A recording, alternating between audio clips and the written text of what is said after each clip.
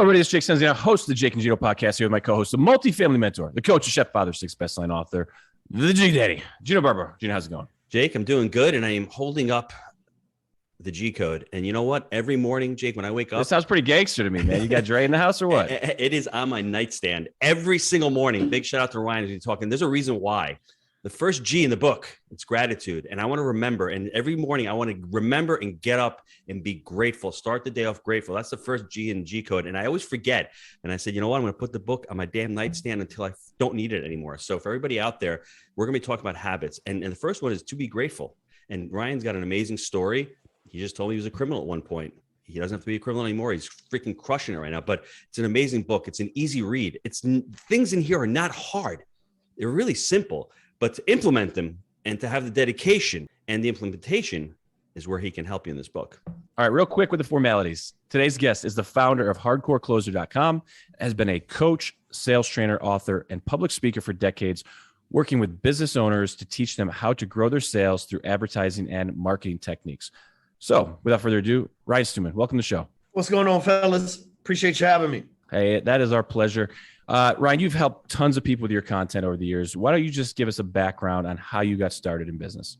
Well, I was forced into it. I think that's probably the only reason that I'm semi-successful is because I never had a safety net. I think that's a big element to success is not having it's not that you don't have a backup plan, but you don't have something that can make your life easier that you can fall back on when things don't work out. When you give yourself no option, you can't quit, right? If there is no option to quit, then I really believe you win anything you do, right? For me, I got in trouble with the law when I was young, and despite that, still managed to get a financial license, and I did a bunch of mortgages and was really successful in the mortgage industry until 2010 when the government passed some laws that changed that industry because of the fallout and everything, obviously. But part of that was if you were someone who'd been convicted of a crime, whether it be financial or gun or drug, or it didn't matter, you just couldn't get a license. And so. And yeah, it was part of the Dodd-Frank Act, right? Rightfully so, because a bunch of, felons were loan officers and, it was just unregulated business. Yeah. And so, I had the option to, work under the table or because man, I was doing, high 8 figures a year by myself, like high $80-90 million a year by myself, and no team, no branch, just like me. And I had all these options, but I decided just to go to work for myself. But one thing that I had noticed back 2008 to 2010 was probably $500,000 a month of business that came my way came from Facebook. That was the only social media site back then. And it was just because I had this ex-wife that had broken up with me, divorced me. And I wanted her, in case that she was logged into Facebook, I wanted her to see that I was still top producer and that I was winning at life. So I would just post my wins on Facebook, like you lost a good one, lady, but my friends started seeing it and were like, hey, you do mortgages. Can you help me out? Blah, blah, blah. And so in 2010, dude, come on, seriously, it was all about the wife. You literally were just self-promoting to make sure. Yes. I know, I get it, but dude, I don't know. Yeah. I don't know where to go with this right now, but it's very interesting. She left me when I was in prison, man. So when I was in prison, like 90 days in, I get a Dear John letter. She took all my stuff, sold my house. I had like 30 houses, bunch of money, cash. Like she took all of it. That was your driving force right there, though. Like you had to prove to her that you were not the guy that she thought you were. She left me for the owner of the landscape company that mowed all my rental properties, right? Like so I need to show her in any way that I can. Specifically on Facebook, that's like, if she looks me up, wonder what I'm doing, I'm winning. That's what I'm doing, right? And so, because you left me at my lowest point, and so it's only got better from there. But in 2010, Dodd-Frank can't get a license, and so I'm sitting around thinking, like, what am I going to do? This is the coolest thing. I go to ask one of my real estate buddies for a job. He don't know I'm asking for a job, right? But I'm going to figure out something with him. But before I can ask him for a job, he says, hey man, that sucks your situation. Because I told him what happened. He goes, I got these DVDs that I paid like $8,000 for. And this guy's like the cheapest bastard I know. Right. And so I'm like, you paid $8,000 for DVDs? I'd never heard of info products or any of this stuff. And he goes, yeah, man, maybe you can watch it and learn something from it. So it was this thing called Continuity Blueprint by Ryan Dice. Long story short, I watched it, built a website to train loan officers how to get leads from Facebook.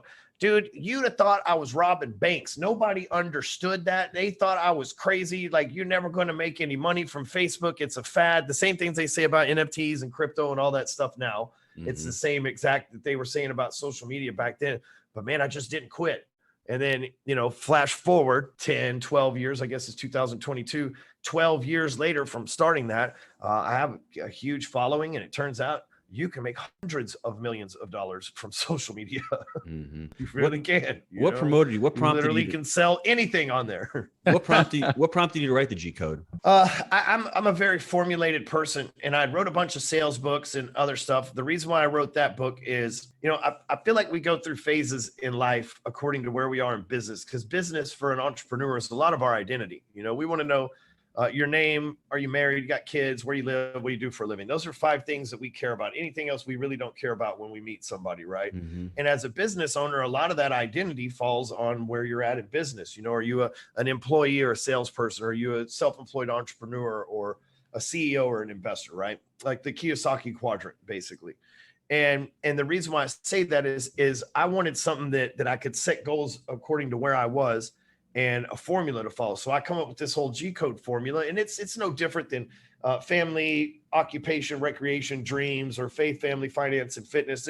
It's stuff that's biblical. It's been around for so long, but that's the good thing about a good marketer is they brand it, give you information served up with a little bit different flair that maybe sticks for a different crowd of people, and it was just personal experiences. But one thing that's wild about that book is I had wrote the whole thing, and September of 2019, right before I published it, I got in a near-death accident, and I broke my neck in 2 places and my arm, and I had to be care flighted off of we were out hunting on a ranch, and I had to be care flighted off the ranch to a hospital, and I was like bedridden for 90 days. Turned out it was one of the greatest blessings of my life, but I had to rewrite a lot of the book because I got during that 90-day period of not being able to get out of bed, other than to use the restroom and shower once a day or eat, or it was like, I had to go through some life-changing stuff. The biggest thing that I learned during that period, though, was that I had a real business, because I couldn't do shit for 90 days, but my business didn't fall off. Matter of fact, it grew without me, and my team took off and were doing better without me. And I was like, this is what you dream of, but you never turn loose of the reins to see if it'll actually work. And I was forced to turn loose of those reins, and it was like, oh, wow. And I mean, since that point, our business has really grown a lot, and we went from 3 employees to 30 something at this point. But it was crazy, because in the middle of writing that book, thinking that I'd given it all, I feel like God's like, now let's break his neck so he can give a little bit more. What do you got, man? What's he got left? Yeah. What else hasn't happened to him? Oh, let's break his neck. That'll work. What is the force of average? I love that in the book. It's so what everyone's going through right now. It feels like during this COVID period, we're all making excuses, all going back to the status quo and the average. Yep. I was thinking this morning while I was sitting in traffic, which hadn't been a thing for a while. I'm still getting used to that. 2020 was probably the greatest year of my life. Not like financially, because we did more last year, and maybe have already done more this year than we did in all 2020, to be honest. But man, it was just that the silence and the everyday waking up and things being different and not knowing what was happening, and the uncertainty of the future, and the even the aggressiveness of people's belief was like, it was just an amazing time to be alive for me. I mean, that'll be a historical year for forever, but that year's a great example of the force of average. In my life, I grew up till I was about 6 years old. My family had money.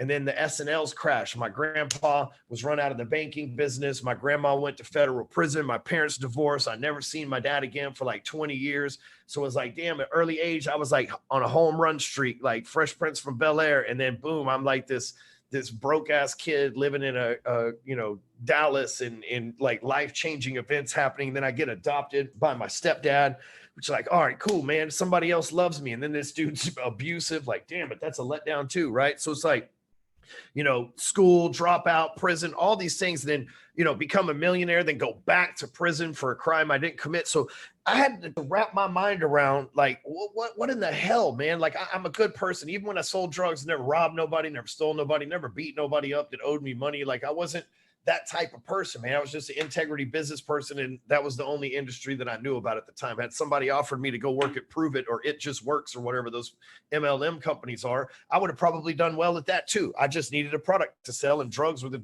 neighborhood product that I had. If you were a high school dropout that was adopted and didn't have a dad, right? Perfect. Drugs, your industry, right? If you can take a survey for drug dealer, that'd be it. And so, then I would make a bunch of money in 2008 and 9 legally, and then 2010 lose my license. So I needed something to kind of explain, because a lot of entrepreneurs go through this roller coaster, ups and downs. Salespeople, they have a big month, and then the following month they have a bad month. You meet the love of your life, and then you cheat on her with their unattractive friend for some reason one night when you're drunk. I mean, the force of average is around us at all time, because this planet's designed, the economy, everything's designed off the backs of average people. And if you're poor, homeless, you live on the streets of LA or something like that, or New York, you can get free coffee from Starbucks. People will give you handouts without a job. You don't have to pay rent. You don't have to pay taxes. The force of average will lift you up to try to give you somewhat of an average life. But if you're trying to be like us, you're trying to make millions of dollars and hire thousands of people and start hundreds of businesses and change billions of lives because of your deal, you're pulling so far away from the average person that the force, the gravitational pull trying to get you back to average is so strong that you're going to have struggles like IRS audits. You're going to have struggles like partners that steal money from you. You're going to have struggles like investments that go bad, banks that call notes due, cars repoed, all the things that you have to go through to finally get to that glorious moment. But it's not a curtain in like happily ever after. There's no such thing as that. It's that glorious moment that starts all right back over the next day, because this stuff never ends, and I needed to understand the force of average is my enemy. Okay. I don't want to be average. Anything to average, I don't want anything to do with it. So I needed to give my enemy a name, and the force of average is weapon. The enemy has to have a weapon. It's distraction. It gets you distracted. It keeps you from completing projects.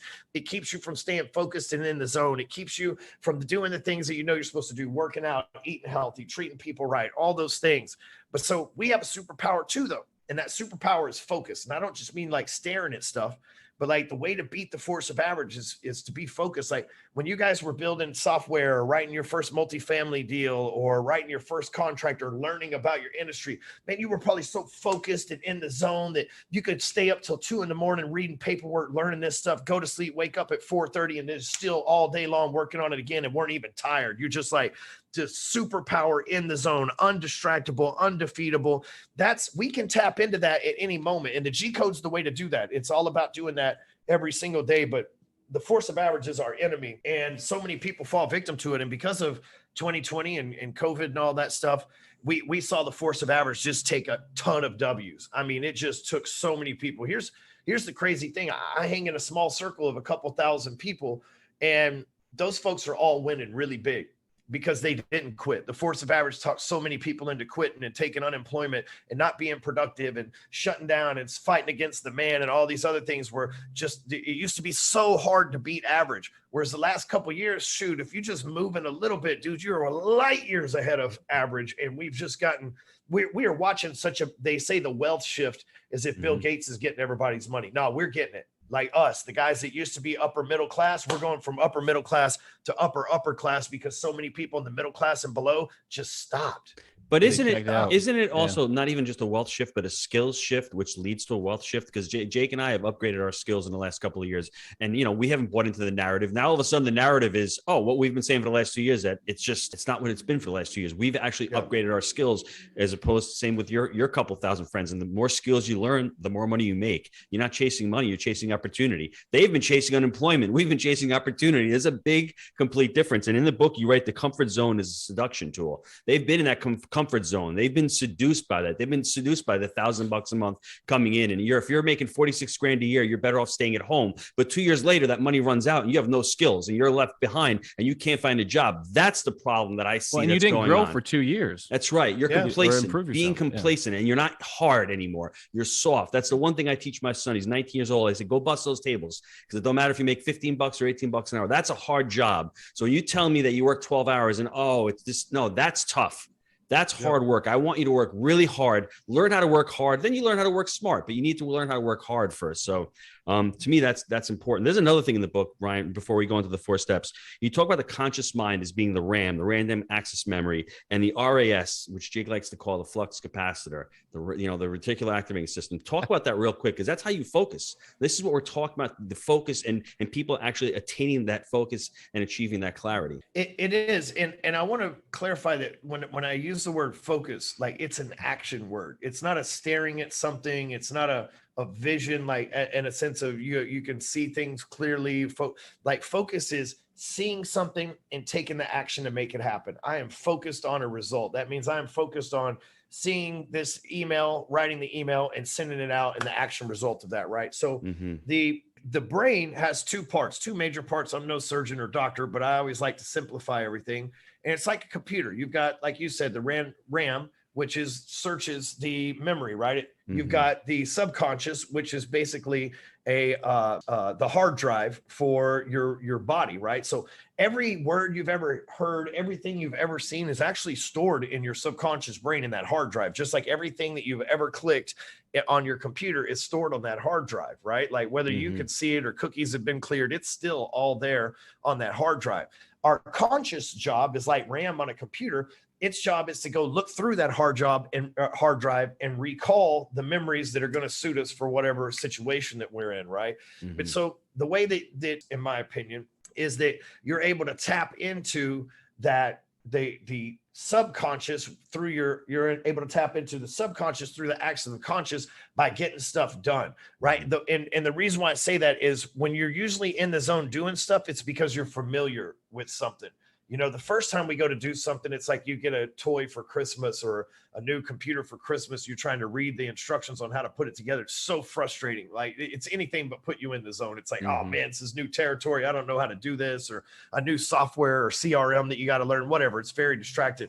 You're in the zone when something's familiar, right? When you've done this before, you're like, oh, I know how to solve this problem. I know how to write this book. I know how to do this. Like when you've done that before. And so that being able to tap into it really keeps you in what a lot of people call the zone. The 4 G's. Let's go into them real quick. Number 1, gratitude. Everyone write this down. Gratitude, number 1. Number 2 is genetics. Number 3 is grind. And number 4 is group. So like I told everybody, I wake up every morning. I see this book on my nightstand. The first thing I do before my feet hit the floor, I think of 5 things that I'm grateful for. And there's 50 things I can be grateful for, but it's important to start out your day with gratitude, being grateful, because it knocks away the fear and it just starts off in a positive. We have levels of emotion that we're going through. We're either anabolic or catabolic. I want to start my day in an anabolic, in a positive way. And it really helps. And I do the same thing at nighttime, right before I go to bed, phone's on airplane mode. Think of the 5 things that I did, the 3 things that I won. And in the morning, we have our morning huddles with our team. We list out our wins. It's important to share your wins. You need to be in the gain, as Dr. Benjamin Hardy says. Don't always be in the gap, be in the gain, be grateful. Measure from backwards, not where you're going, but measure where you've come from, and you'll be freaking grateful where you've come from. And then you can say, wow, I can continue to go on. So you want to dive into those really quick, all 4? I always say that, like I was with Tim Grover one time on an airplane, and I just happened to be sitting next to the guy. We had worked the same event. We just happened to be on the same flight out of there. So this is MJ's coach, right? Yes. Yeah. Yeah. And he worked with Kobe too. Yeah. Yes. For those, if anyone doesn't know. Yeah. And great guy. And the thing is, he said, work-life balance is bullshit, and he said the true balance, and I stole it and have been saying it if it's my own, but I'll give Tim for this sake the credit. But he said the true balance is being grateful for where you are right now. Like you said, where you've come from to get where you are right now, while still in pursuit of what's next. But if you're not grateful for what's now, then you'll never appreciate or be grateful for what's next, because you'll always it's okay to have a thirst for more, but that thirst for more is not going to satisfy the gratification. You got to be satisfied gratification wise, in order, honestly, to be able to truly enjoy the thirst for more anyway, right? So many people try to find this work-life balance, all this other stuff. The truth is, it's the balance between being just grateful for where you are while still working for what's next. Hey, I love where I'm at, but hey, it could even be better. That's amazing, right? What a great mindset that is. Like, hey, I love where I'm at, and it's only getting better. Most people's like, man, I'm in a horrible spot and life's getting worse every day. Somebody told me the other day, they're like, this has to be like the worst time to be alive. I'm like, man, you ever float a wagon down the river? Bro, did you ever try the Oregon Trail? You ever rode the Chisholm Trail on a horse? Like, dude, I drove to work in like a nice car today down a tollway that doesn't even have trash on it. These are like, this is far from the worst time to ever be alive. Right? We were just talking about going to take a dump in the woods. So yeah, exactly. So, Dude, we used to have sex with each other, and we didn't have and we didn't bathe for like weeks at a time. And if we Dude, did, I think about that all the time. How rough that must have been. River, hairy, nasty, and it was good. You know what I'm saying? Like, this is a great time to be alive. It was stanky Afro sex. Let's be honest, right? Yes, it's crazy. I'm gonna stop there, but man, we're gonna leave it there. No, but I watch the Viking shows, right? I love Ragnar and all these guys, and I'm like, Yeah. he's getting in with the wife every night, and I'm like, I hope. Yeah, I don't know. Anyways, moving on. Gino, back to you. Sorry about I gotta that, bro. say this. This is the craziest, most gangster thing I've ever seen. I watched some Viking show, and they had these slaves. They were like these Nordic dudes, and they had taken these little English guys. These Nordic dudes are huge. They'd taken these like little English guys as slaves, and one of them was like an actor, like a Shakespearean actor, and he was like, "I can't believe you're treating me this way. I'm British royalty, blah blah blah." And the Viking walked up to the dude, and I don't know what year Vikings existed. I'm guessing the 1500s or so. Walked up to the dude, stuck his finger in his own ass, and then wiped the dude's mouth. I'm like, dude, like, and nobody did anything. And like, somebody says this is a horrible time to be alive. But anyway, so number one, gratitude. It's important. Number two, genetics. How we going with this shit? Yeah, I'm just all over the place, right? Number three, ADD. No, but anyway, number two, genetics. And genetics is people say, I don't have time to work out. I don't have time to eat healthy. Look, I'm like one of the busiest people I know. I have like 60 jobs and a million things going on. And I'm at the gym every day at 5:30, 6 o'clock because I don't like the gym. I've never woke up and went, thank God I get to go to the gym today. I'm like, fuck, I got to go to the gym, right? I don't like it. And I've been doing it for 23 years, something I don't like, but I believe because I've done something I don't like, I get to do a lot of other stuff I do like. And the same is you don't have to eat healthy in the sense of you got to be in the kale religion. Just eat a half a hamburger instead of a whole one. Order small fries instead of large, right? Drink a Diet Coke instead of a Coke. Just cut out a little bit. Doesn't have to be all or nothing. Then number three is grind, because money runs everything. Grind is your job. That's what you got to get after. But the fourth is the most important. That's the group of people you spend your time with. Every night, my family and I, we have a family huddle. And so about 7 o'clock at night, when we're done with dinner and everything, I sit down in the fireplace, wife sits next to me, all of us hold hands like kumbaya. I know it sounds like that, but whatever. And we go through prayers and praise. And so each one of them says the best part of their day. Hey, this is the praise. Hey, today, this was awesome. This happened to me. And could you pray for me about this? Everybody around the family. Then I pray for everybody. It takes us about 3 or 4 minutes to go through everything with the prayer. But every night, that's just me touching my family. Hey, if I've been a busy day or whatever, as soon as I get home, hey, family huddle, and we're not like overly Christians. I've cussed like 10 times since I've been on this show, obviously. And I'm not, we're not Leave It to Beaver over here. I'm just saying that's our family thing that we do every week for 8 years now. Every week, my wife and I date night. You know what I mean? Tonight, we have a date with the founder of Wingstop, the actual original billionaire founder of Wingstop. Our date night is a very fancy date at his house, and so I could have went alone, you know what I mean, and treat it as a business deal. But, it's like, hey, just go over there and we'll have a double date with him and his wife and get to know them. And, that's the thing. We always find it from escape rooms to last week. We just went shopping. We didn't even buy nothing. We just went in the mall and went shopping together for date night. We just walked around, held hands. We could have bought whatever. We could have bought the mall, but we didn't buy anything. It was just, we just looked around and, we literally haven't been to the mall in like 5 years because who goes to the mall? You got Amazon and deliver to the doorstep. But investing time in your employees, your friends, like I make sure once a week I call my friends that I got probably 10 really close friends. I make sure once a week I'm rotating through my friends. Hey, how's things going? Just checking in, letting them know that I want to be there for them because, man, if you take care of the right people and the right things will happen for you. So, Ryan, before we go to the short answers, what are you looking for? What kind of business ventures are you looking for? You're into crypto. I saw you buying NFTs. What is what's exciting for you in the market right now? Man, I am consistent. So it's not something that excites me. I'm consistent. So I buy the NFTs because they're assets. I buy restaurants because they're assets. I buy real estate because it's an asset. I buy crypto because it's an asset. I own electricity futures, oil, stock. Like, dude, I'm a very diversified thing. I found a lot of things that work, and I'm not necessarily looking for home runs. I'm looking for a lot of base hits because my plan is I've been playing this game for 10 years.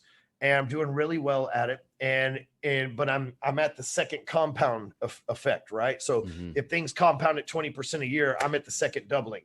You see what I'm saying? So I've quadrupled since day one. So the next 10 years will literally, 12 to 15x. If I just stay on the same trajectory that I'm on now, without even growing, just the same, right? Then it will continue to grow. So it's not a matter of something that excites me per se. It's just, consistently making sure that I don't hold on to cash, because that stuff is going to be trash really soon, I believe, like buying any kind of asset I can right now, from, like you said, multifamily real estate to single family real estate to I own a bunch of restaurants. We own land development deals, like anything to get my hands off cash, because I'm scared to death that cash. I feel like whatever I'm buying today, I'm buying at like 1/10 of a discount, because it's going to cost you 10 times the amount of cash, because the inflation that's loomingly coming. Whenever it's coming, I don't know. I'm not an economist, but it's here. I mean, in the last, I don't know what we were saying earlier. There's something like, I should say hyperinflation, but yeah, inflation's definitely here, like 30%, Well, they printed 25% of the money supply in the last 4 years. So, and this is what I was saying to Gino before. It's like, dude, look, common sense says everything should be 25% more. And it took a little while for that stuff to catch up, but that's what we're dealing with right now. So I agree. All right, guys, let's take a quick time out here from our sponsor. Are you interested in building a future in multifamily real estate? Would you like to meet like-minded individuals? If the answer is yes, you'll want to pay close attention to this. Jake and Gino are often asked about putting on a multifamily event where individuals just starting their journey in multifamily can meet like-minded individuals and gain high-level education as opposed to bits and pieces online. Jake and Gino have decided to create something we've never seen anywhere else. We're calling these our pop-up meetups because we're going to get together for a few hours and discuss the 3 pillars of any successful real estate deal: buy right, manage right, and finance right. The next Jake and Gino pop-up meetup is March 18th, 2022 in Austin, Texas. For more information, just click the link below. Attendance is limited, so you'll want to reserve your spot today. We look forward to meeting you in person at our brand new pop-up meetup this March in Austin. All right, we're back. So without discussing the gym, because we were already there, what would you say your best habit for success is? Waking up early and reading. So I follow this. You can go to the dailygcode.com and sign up for free on the app. But I follow that process daily. So like I wake up, like Gino was saying, 5 things that I'm grateful for, I put inside the app. But then I spend 10 minutes reading 10 or 15 pages. Right now I'm reading The King of Capital. And then, believe it or not, every day I read whatever today is. So today is the 19th. I read Proverbs chapter 19, which takes about 30 seconds. And because that's, I believe, where a massive source of wisdom comes from for me, is that particular book. I've been with that habit since 2004, believe it or not, daily reading a chapter a day. I've read that thing so many times you think I have it memorized, but it's so mystic, man, that there's a lot to it. Anyway, it's something new every time I read it. So I would say those are my best habits, just literally just following the G code and waking up early and reading. It's throwing me off. I gotta ask, who had the album The G Code? I think it was like late 90s or something. So was it Master P, or who was it? Well, so the Ghetto Boys had a song called The G Code that was real popular, and but everybody's talked about that. Like so in prison, that's what everybody sticks by, and they live by the G code in prison. So that's actually where I heard the terminology and everything. But turns out all these criminals and gangsters and everybody been saying this for a really long time, and nobody trademarked it till your boy Stewman came through over here. In prison, obviously that's different though. So what is the G code in prison? So in prison, you don't snitch, right? No, it's the gangster code, right? So it's like in the mafia, it's omerta, which means like the code of silence, respect, being a man, owning your stuff, don't snitch, like you said, right? But being respectable, being a man, right? A gangster. And now for me, I changed it, man. I changed it to the code to be the greatest version of yourself. It's the code to greatness, right? These are the 4 steps to unlock greatness in yourself every single day. So that's the great thing about the next English book has to be the dark side of the G code, right? Well, but that's a great thing about the English language and living in today's day and age is, and you see this in censorship with Facebook, they change what we mean and what we say, but we can do that back and make things that used to be negative, like gangster code, and turn it into the code of greatness. That's the beautiful thing about today's it rolls off the tongue nice. It sounds good, the G code. What about tips for folks scaling their business? You said you went from a couple to over 30. What any tips for people growing their business? Yep. if you ain't got a mission and core values, people aren't going to be attracted. You need to have as many people lined up to work for your company as you do customers that want to do business with your company. So true. So many people are only building one pipeline full of customers, and they wonder why they got no employees to fulfill stuff, because you got to build a pipeline full of people that want to come work for you. The only way that somebody will know they want to come work for you is if they know they align with your core values and your mission. That's period. Skills don't matter. You can train, coach, teach skills. That's what matters most. If somebody comes in here and they got the same, most of my employees throughout, I have hundreds of employees throughout all my companies, but most of my employees in my core company right here, I have 4 of them that have been with me for like 4, 5, 6 years. Crazy, because I worked corporate America for a top tier pharmaceutical company, and it was great when I first got in, and then the culture went to shit. So as we started our own businesses, I was like, oh, that's bullshit, woo woo, core values. But it's not. It's so true, and that's where the alignment comes in when you bring great folks in the team. So I can't agree more with that. Yep. Gino, we're running a little short here on time. You want to wrap this? I don't know where to start. I'm not going to stick G-code, my finger baby. in my The ass. I G-code. won't do that, I promise. Oh, dude, come on now. Starting out as a criminal, becoming a mortgage broker, doing multiple 8 figures, and coming on to 2010 Dodd-Frank. And once again, the government screws things up. He's got to find a different way. Ryan starts with Facebook, and that's where we are right now. We are in the infancy of crypto and NFTs, and everyone's saying blah blah. This is just a joke. Well, you know what? If you're serious about it, get educated. I'm sure Ryan's got groups. Find him on Facebook. Go read the G code. That's the first thing, because those 4, if you start your day off with gratitude, you end your day off with gratitude, stuff is going to happen to you. Trust me. And the core value thing, I don't want to let that go again, but what are your core values? Growth mindset, people first, make it happen, extreme ownership, and unwavering ethics. Those are our 5 core values. We live, breathe, die, hire, fire upon those core values. So that is not BS. That is not marketing. That's what you should live by. Dude, it was juvenile. Okay. The G code was juvenile. Okay. I just had to look it up. I was like, dude, come on. That's right. It's THA, right? The G code, right? Yes. 1999. Oh man, those were the days, baby. Yeah. Excellent. Hey, Ryan, really appreciate you coming on. Just wealth of knowledge, and best of luck in the future. And Gino, we'll talk later. See you guys. Thanks, Ryan. Appreciate Thanks, it, fellas. guys.